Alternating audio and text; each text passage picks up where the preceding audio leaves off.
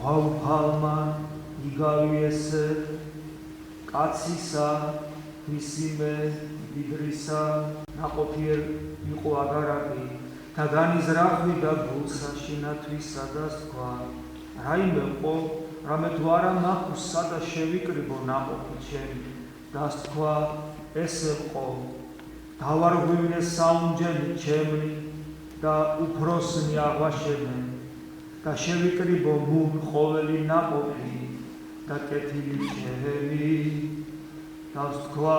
სულსა ჩემსა სულო გაქვს მრავალი კეთილი და უნჯებული მრავალთა წელთა